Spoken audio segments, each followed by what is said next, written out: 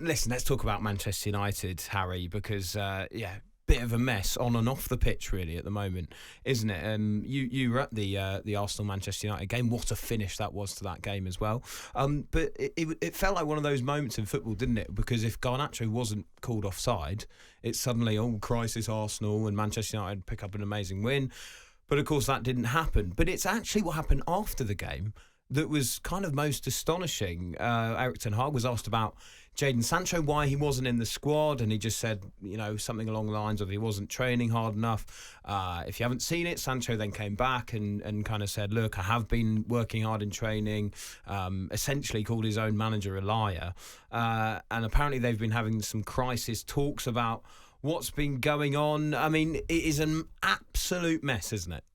Yeah, look, the day after the game, I was doing some work and I was asked about this, and I had an opinion on it then, and I don't think it's changed over the course of the last week or so, which kind of means I'm doubling down, I guess, on what I initially thought, which is Erik Ten Hag did not need to say what he said, in my personal opinion. Now, if you're Pep Guardiola and you've got an incredible squad of players and players are dispensable as a result of that, then you have that luxury of being able to call people out when you want to and being able to make those kind of public comments in the hope that it will create a response. Remember last season when Pep Guardiola said Kyle Walker wasn't intelligent enough to play in a certain way, in a certain role? Look what happened after that. Kyle Walker knuckled down, got back into sort of top form and worked his way back into the side. That only works if there's competition there and if the players have the right attitude. We know that Jadon Sancho was out for a period last season for reasons that were not necessarily to do with just his performances. We know that. We don't know the details exactly, but we know that there was something going on there. Now, whatever that is, it meant that Sancho wasn't in the state of mind to play, and Erik Ten Hag therefore should understand the character of Jadon Sancho and know that calling him out like that in public isn't going to do you any favours. It's no good for Manchester United, because even if you were looking to sell him in the near future, you've killed his value by saying something like that. Yep. You've impacted the player in terms of, his own feelings, and he's come out and responded to that. Clearly, Jadon Sancho feels like there's more to this story than we know, which obviously makes it even deeper. And which I'm sure we'll eventually hear, won't we? Yeah, I'm sure eventually we'll find out. But I remember saying the day after this, if I were Erik Ten Hag and my options were that limited, I don't think that I would be calling out anyone in that way. I know. You do it privately. We knew that the Anthony stuff was up above in the clouds and it was going to rain at some point on Anthony. And he's obviously decided to take, and the club have decided along with him, that he's going to take that leave of absence until this situation gets rectified. Fine. So you're short on the flank. Pellistri, is he good enough to come into the side and play regularly? Or should you be turning to your 80-odd million pound winger in Jadon Sancho and giving him an opportunity? Well, you've isolated him now, which takes away that option.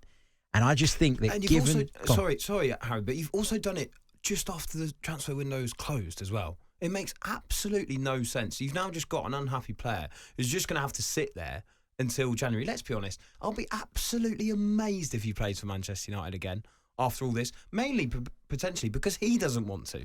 Because he doesn't want to play for this manager, who, like you say, has wrongly, in both our opinions, called him out in public. And the thing is, you can sit here and you can go, well, but Jadon Sancho replied on Twitter and he shouldn't have done that. But why not? Why not? He's clearly not going to play. He's clearly got a manager who doesn't fancy him. I'm all for managers being in control, being in charge, stamping their authority at times. But to think in an age where player power rules all, that a manager's going to be allowed to sit in a press conference, make comments that insinuate the player has been unprofessional, and there's not going to be any retaliation whatsoever, is mad. That retaliation was always going to come. And Jadon Sancho isn't going to call a press conference. He's going to take to social media because that's the way people do things now. I just think, listen, Ten Hag might have a case. Maybe Sancho is not training at the level he should be. Maybe his performances have been poor. All I am saying is that Ten Hag did not need to make this a public issue and did not need to create the circus that's been around this over the last week or so. Just bat that question away. Yeah. It away. You just simply say, Ollie, you just say, look, we can pick X amount of players in our match day squad, and based on this game and based on what I've seen, I've decided that this was what I wanted to do. And unfortunately for Jadon, he didn't make the squad this time. But if he knuckles down, then he'll be considered for the next game. In your you have to say. Yeah, exactly. And deal with this. I mean, they're having crisis talks in private today. They should have done the whole thing in private, and we wouldn't be in this situation. Now, what do you think happens next for Jadon Sancho? If you're him, what do you do in this situation? Well, if we're being brutally honest, it hasn't worked at him. It hasn't worked at Manchester United for him, has it? It just hasn't. The expectation around him was huge. He was brilliant for Dortmund, an environment in which he felt really comfortable, really safe.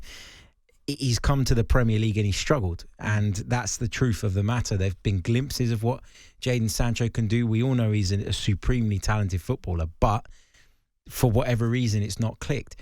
And I think there's clearly been more going on behind the scenes than just this.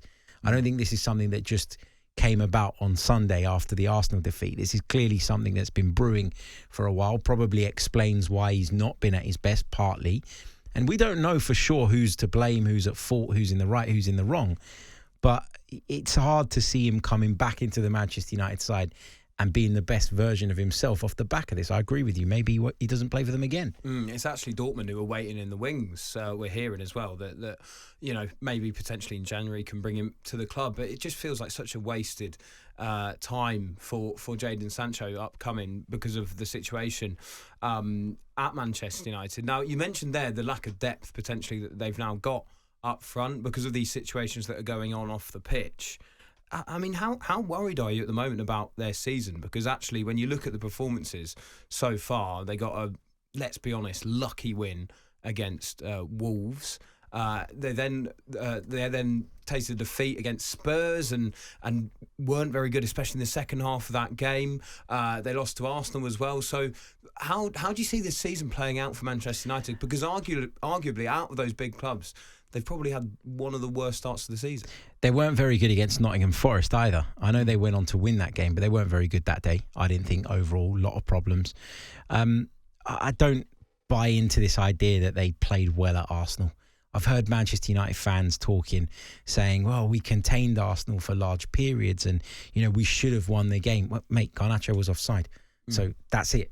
That's that. You didn't win the game. And not only did you not go on and win the game, but you capitulated in stoppage time and ended up losing the game. And probably more concerning than that, you finished the game with Johnny Evans and Harry Maguire at centre-back. Yeah. That team is not ready. And when you think about the vast amounts of money that Erik ten Hag has had to spend as well, some of that's got to be on him. I know the Glazers issue is a big one.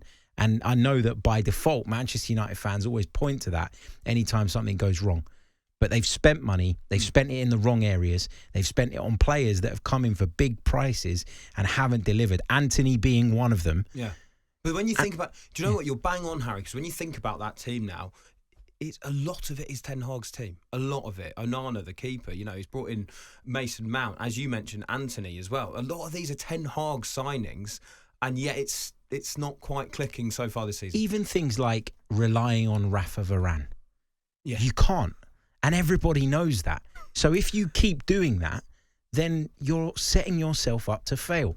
And it drives me mad because I feel like Erik ten Hag, he's only had one season and he deserves more time. I'm not saying sack the guy, but some of the responsibility for United's poor start to the season has to be on him.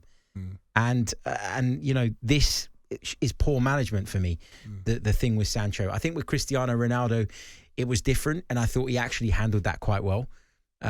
He had to go head-to-head with a juggernaut like Cristiano Ronaldo because there was only... you can't let someone as powerful as Cristiano Ronaldo take you to the cleaners, essentially. Yeah. But with Jadon Sancho, the situation required a more delicate approach, in my opinion, and he's got it completely wrong.